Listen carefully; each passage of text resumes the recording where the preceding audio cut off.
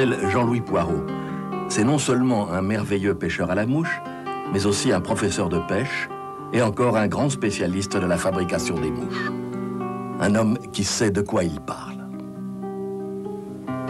Bon, alors tu vois, tu vas lancer en revers et tu vas me poser le long de la berge. Hein? Comme ça, tu vois, la canote. Voilà, tu recommences. 1, 2. Voilà. Voilà, tu vois, il y a du vent, tu forces pas. 2, 1, 2, tout doucement. Et tu gardes la canne en l'air. Voilà. Allez, vas-y.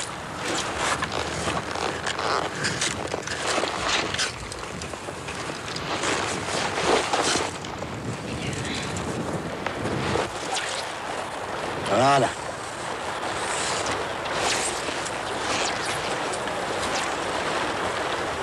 Allez, recommence encore une fois. Essaye de viser un peu plus au long de la berge, pour la précision. Voilà, c'est bien. Encore ma ligne est bien posée, là? Voilà, ça c'est bien, là, tu vois. Allez, garde-la bien en haut. Là, t'es trop bas déjà. Allez, recommence.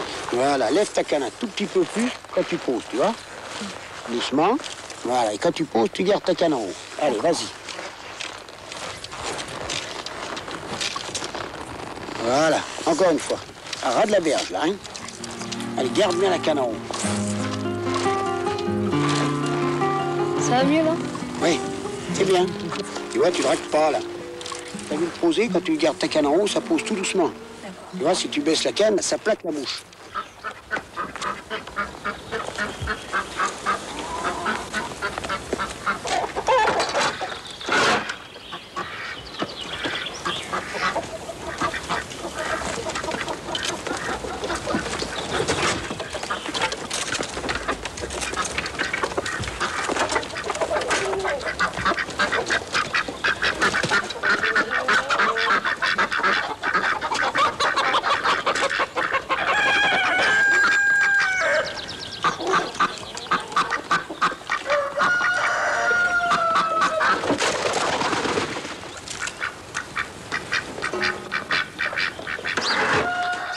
À l'époque, je travaillais à Paris, je venais passer les vacances en Lozère. Et tu sais, quand tu es resté 3 mois en Lozère, qu'il faut remonter à Paris, c'est dur. Mais il fallait donc que je trouve une solution si je voulais rester en Lozère, travailler.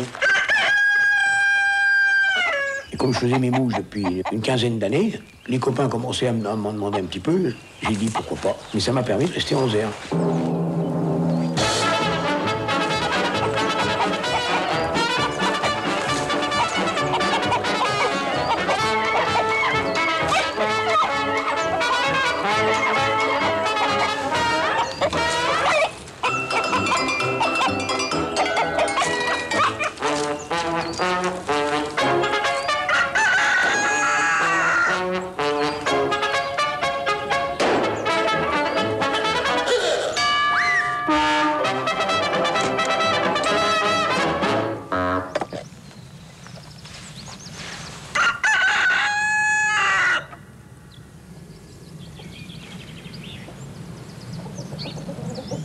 Jean-Louis, tu es en train de prélever des plumes sur ce brave coq. Il y a un endroit particulier de l'animal où on les enlève? Oui, tu as vraiment 3 endroits, tu vois. Tu as tout le collet pour faire les enroulements. Tu as les pelles pour faire les cercles, les montages espagnols, les nymphes et les lancettes. Voilà. Est-ce que ça fait mal au coq quand on lui enlève des plumes? Pas du tout. Il te l'a dit, non? Pas du tout. Non, mais tu vas voir, regarde, je vais en arracher une. Je vais en arracher une. Tu vois, il n'a pas bougé. Ça fait pas plus mal que si on arrache un cheveu sur la tête. Je pense pas. Est-ce que ça repousse rapidement, les plumes? Faut compter 4 mois. Alors ça, c'est un coq de pêche. C'est un coq que tu élèves spécialement pour prélever les plumes, pour faire des mouches. Qu'est-ce qu'il a de particulier par rapport à un coq de basse-cour ordinaire? La plume.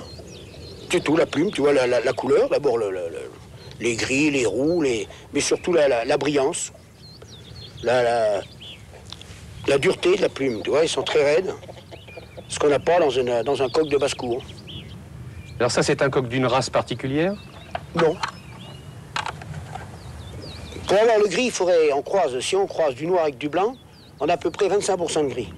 Seulement, on ne peut pas fixer la race. C'est un mutant, quoi. Mais il y a d'autres plumes qu'on utilise aussi. Toutes les plumes. Plumes de poule pour faire des noyers, des plumes d'autruche, des plumes de paon pour faire les corps, des plumes de canard pour faire le fameux croupion de canard. Enfin, l'essentiel, c'est le coq et la plume de coq. Oui, ah oui, dans la plume raide, c'est le coq de pêche.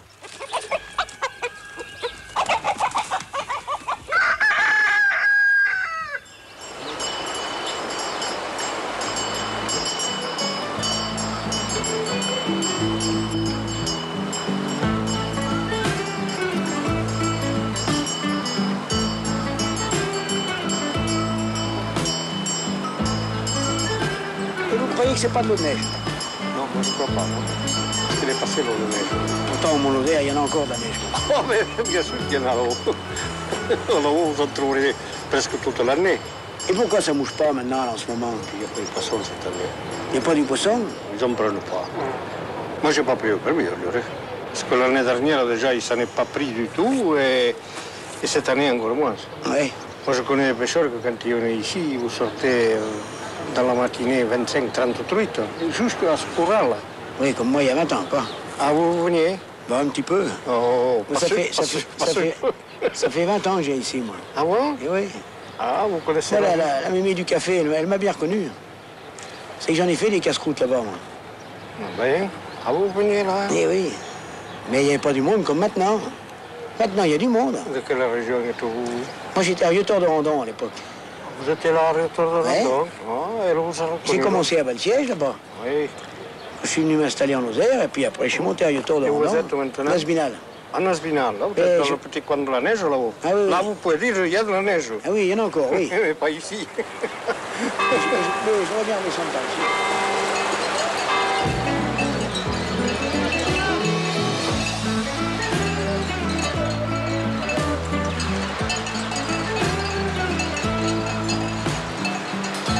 Là, on n'est pas en Auvergne, on est dans la Lozère, en fait. En Lozère, dans le Languedoc. La basse Lozère. C'est une rivière, le Lot, qui traverse toute la Lozère, qui est assez longue, qui est assez large ici, qui est beaucoup plus torrentueuse sur le haut, et qui contient des truites sur tout son parcours. Comment vous allez choisir votre mouche? Par rapport à ce qu'il y aura sur l'eau, si je vois que les truites prennent plus facilement les olives, je mettrai une olive. Si je vois qu'elles prennent des œufs de neuridés, je mettrai un œuf de neuridé. Je mettrai la mouche qu'il y a sur l'eau. Ça vous arrive de revenir en bredouille? Oui, mais enfin, c'est rare. Si on pêche bien, il y a quand même du poisson pour pas être bredouille. Vous dites capot, hein, c'est ça? Oui, ici on dit capot.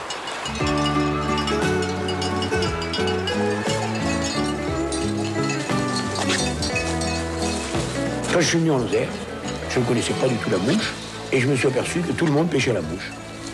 Les gamins, les pépés, c'est sûrement des départements où les gars pêchent le plus à la mouche, je pense. Hein.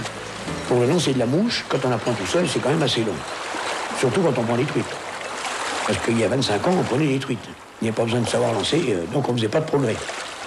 Pour le reste, il suffisait de suivre les gens du pays qui pêchaient très bien pour apprendre.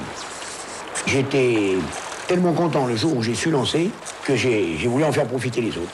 Et depuis 20 ans, je donne des leçons à la mouche, à des tas de gars.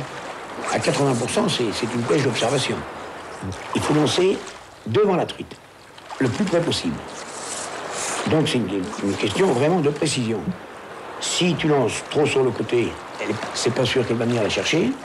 Si tu lances trop loin devant, elle va avoir le fil qui va lui passer sur la tête. Donc plus tu mets devant le gobage, devant le poisson, à 10 cm, 15 cm, ou 20 cm, ça dépend quand même le dernier bas de ligne qui est donc le plus fin. C'est donc une question de précision. Il faut envoyer le plus près possible de la truite. Dans le temps, il y avait l'école anglaise, il fallait pêcher que le gobage. Alors que maintenant, ça s'est modernisé. Et on peut très bien chercher le poisson où il est. Devant un caillou, sous une branche. Elle est à son poste. Et elle attend que les mouches passent. Surtout pour la mouche sèche, pour pas qu'elle raille, il faut qu'elle soit lancée en remontant. Si tu la lances en descendant, il y a des grandes chances que tu vas draguer beaucoup plus vite. Si la mouche qu'on a au bout de la ligne n'est pas prise par les truites, on prend la même mouche qu'il y a sur l'eau.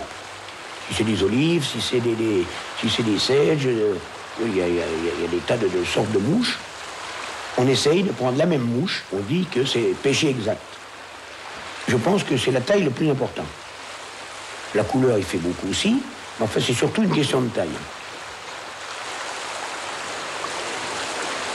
Si on pêche avec une grosse mouche, on est quand même obligé de mettre 15-18 centièmes. Puis les poissons risquent d'être plus gros. Et les fils ont beaucoup évolué. Il y a 10 ans, 15 ans, 20 ans, un 12 centièmes faisait, mettons, 300 grammes. Alors que maintenant, il en fait 600 ou 800, il en fait le double. Donc on peut pêcher beaucoup plus fin. Il y a 50 sortes de lancer de mouche. Lancer en verre est aussi nécessaire que le lancer en coup droit. Le gars à qui j'apprends ne sait pas que c'est plus difficile, du revers. Une fois qu'il s'est lancé en verre, il s'est lancé en coup droit. Que la main droite, une fois qu'elle a donné le mouvement à la canne, c'est fini, elle ne fait plus rien. Alors qu'elle, la main gauche, travaille toujours. Il faut qu'elle ramène la soie au fur et à mesure qu'elle descend sur l'eau, pour avoir un ferrage efficace. Si tu as trop de soie qui traîne dans l'eau, quand tu ferres, tu es obligé de faire un grand mouvement ample et qui entraîne la casse souvent. Il faut donc que la main gauche travaille sans arrêt, sans arrêt, sans arrêt, à suivre la soie. On ferre souvent trop tôt. Il faut quand même que la truite ait le temps de prendre la mouche. Et surtout pas ferrer trop sec. Le gros problème de beaucoup de moucheurs, qui ferrent trop sec, donc qui cassent au ferrage. Et ferrer, c'est juste pour rentrer l'hameçon. On dit ferrage, mais en fait, on ne ferre pas. On tend un peu le fil pour rentrer l'hameçon.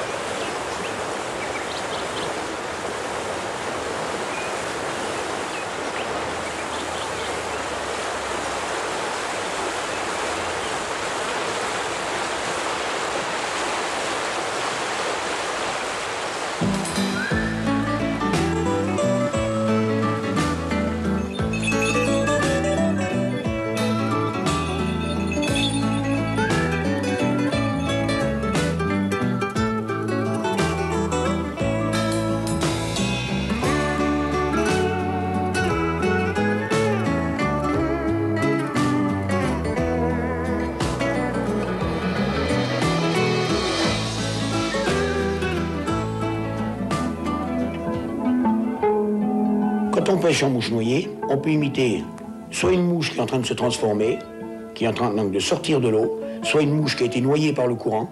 On met donc un hameçon qui est plus lourd que sur les mouches sèches. Il faut que la mouche, elle coule.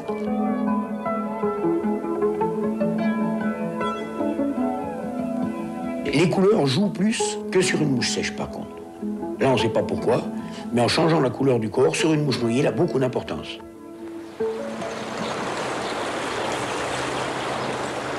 On peut pêcher en montant et on peut pêcher en descendant. Mais la grande majorité des pêcheurs pêchent quand même en descendant. Avec une mouche, deux mouches, trois mouches, même des fois. Mais c'est la pêche en descendant. On cherche les postes pareil, où on fait franchement un courant pour voir si le poisson est sorti, ou on peut chercher les postes en voyant en descendant devant un caillou, sous une branche. Ça peut être le même travail qu'à la sèche. Mais c'est en descendant. Souvent, la nymphe est une mouche qui, elle, est plombée en plus, pour bien aller au fond, pour couler. C'est une question de poids, de courant. Il faut lancer plus ou moins devant pour que la nymphe, le plus dur, c'est de faire arriver la nymphe à la hauteur du poisson. Et quand il y a beaucoup d'eau, c'est relativement difficile.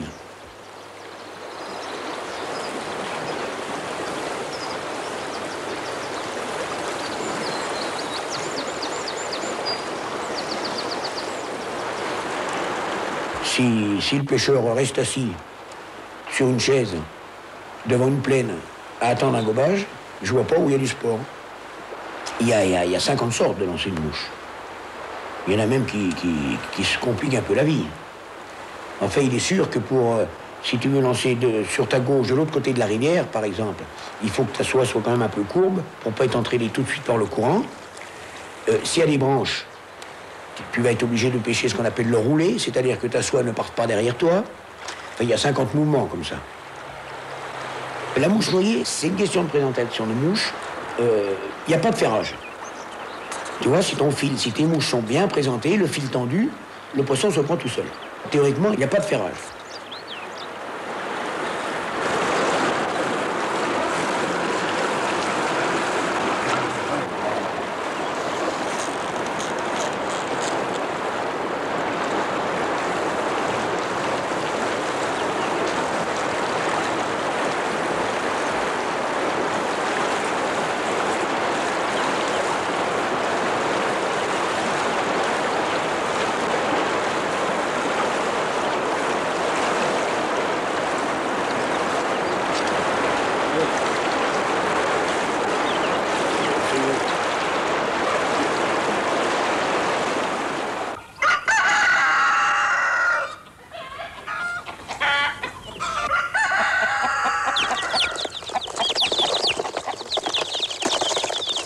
Ça, c'est tes dernières couvées. Oui. Ils ont quel âge, ces petits poussins? Il y en a qui ont 10 jours et il y en a qui ont 5 jours. À peu près, tu vois. Tu vois déjà là. Tu vois, à 10 jours, ils ont un peu la queue, là. Tu vois la différence? Oui, il y a une différence de taille. Voilà. Tu vois?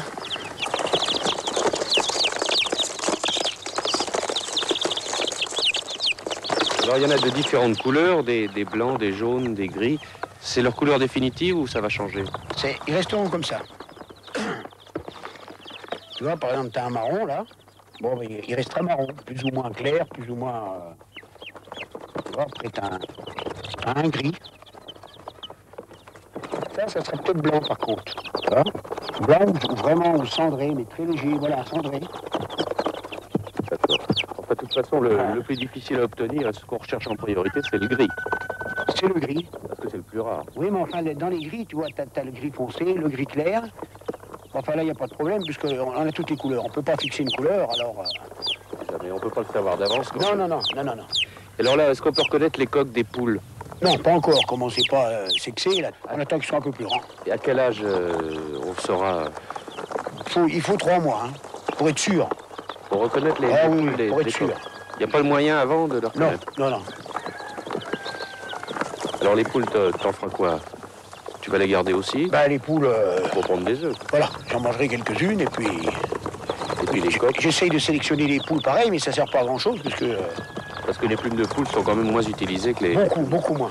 Elles servent uniquement pour des mouches noyées, des Pour choses les comme mouches ça. noyées, pour des ailes, mais beaucoup moins.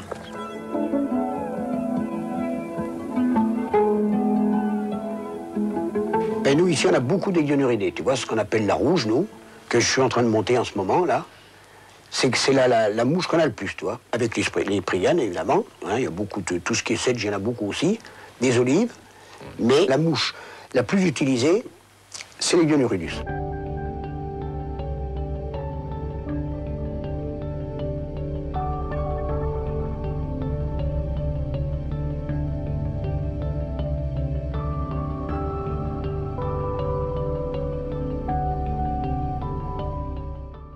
Au bout d'un an ou deux, je montais mes mouches à la main, comme tous les gars du pays faisaient, enfin tous, une grande majorité. C'était déjà la période où les paysans avaient leurs coques. Ils avaient leurs coques de pêche dans la ferme, et que s'ils avaient besoin de 5 mouches, 10 mouches, ils plumaient 10 plumes, et ils faisaient leurs 10 mouches à la main. Pour faire une belle mouche, surtout une petite ou une mouche à lait, c'est quand même plus facile avec un étau qu'à la main. À la main, il est quand même dur si on veut faire une belle mouche, c'est quand même dur, hein.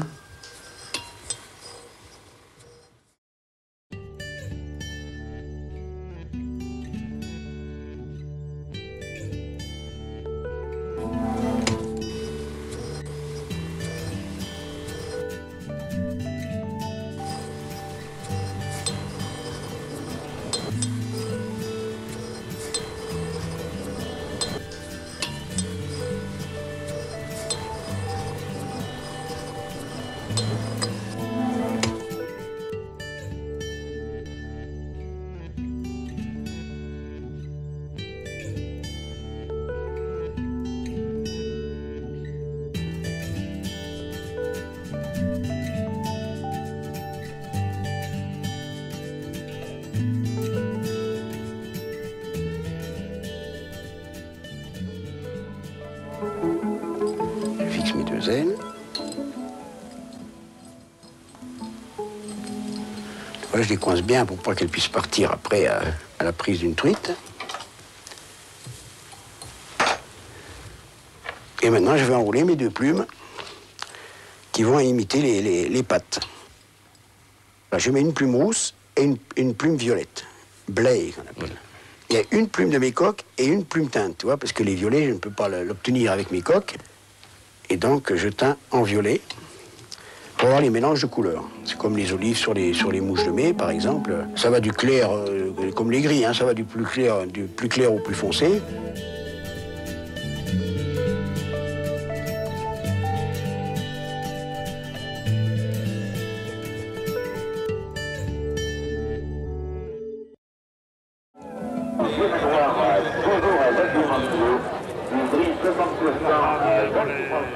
C'est M. Brutus de Levic avec un vétérinaire, M. Turlet, qui ont eu l'idée. Et si on faisait une foire de coqs? Et ça s'est fait, ça s'est réalisé. Une bonne génisse, tu la vends. Mais si elle était pleine, elle vaudra 1 million comme ça. Oh, tant mieux, oui. Non? S'il vous plaît, dans ce Au départ, c'était ils l'ont fait le jour de la foire aux veaux. C'est une foire qui est renommée à Neuvic, c'est la foire aux veaux. Et ils l'ont fait le même jour. Ils se vendent, ils s'achètent des coques. Ils s'achètent des coques qui étaient très chères d'ailleurs au début, un peu exagérées. Mais enfin, ça a baissé parce que les gens se sont rendus compte qu'il ne fallait pas non plus que ça aille trop loin. Il y a beaucoup de gens qui ne viennent pas pour acheter un coq, mais qui viennent pour se retrouver entre pêcheurs toute une journée. Le comité coq de pêche vous informe que nous avons 160 coqs d'inscrits. Alors nous appelons le jury au travail. Messieurs Guédy, messieurs Desorcio, monsieur Desmond, s'il vous plaît. Pour la 6e année, nous avons encore 164 coqs d'inscrits. Non, non, pas volonté de moucher.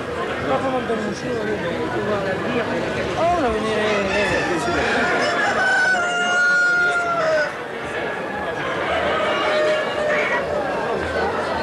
Attention, ne quittez pas la foire sans faire un tour au centre des vêtements. Clément Best et fils de Bourg-les-Orgues qui a installé son banc devant. Combien? C'est combien?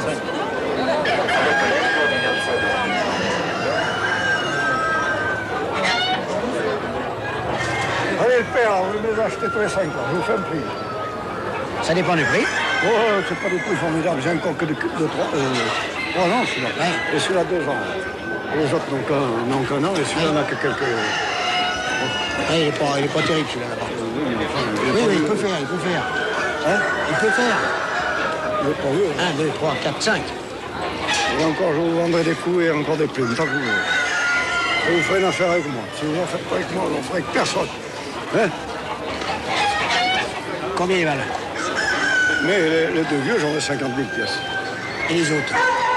Oh, ben les autres, il y en a là. Parce que vous me les prenez tous? Hein? Vous me les prenez tous? Bah peut-être, si ça marche. Si vous me les prenez tous, moi je vous ferai bien. C'est ça que je voudrais savoir, c'est le prix. Je ne veux pas vous estamper non plus. Non. Voilà. Mais il ne faut pas les échapper. Très bien.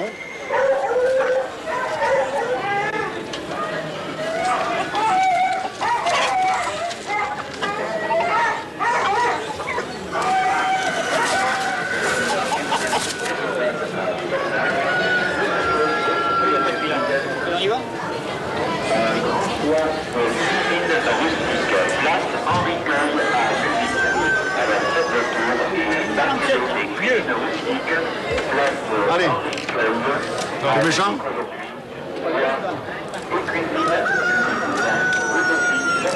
La jolie bête. Il n'a pas été tellement plumé non plus parce que la plume, elle n'a pas... Ah oui.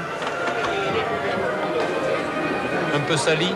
Et est-ce qu'on pourrait pas rédiger quelque chose, leur expliquer aux gens comment il faut les plumer, quand il faut les écoute plumer? donc, il y a un bouquin qui vient de sortir de toute façon sur les coques de pêche. Ah oui, je vais l'acheter là, tiens, j'ai vu qu'il était. La qualité de la plume, là, c'est pas transcendant. Hein. Non, mais enfin, ça vaut 65.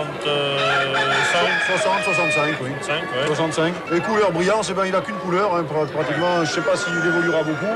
On pourrait mettre un tout petit peu moins, 60. Alors, premier prix. Coq à nu. Monsieur Chassac Serge, de la Mazière Basse.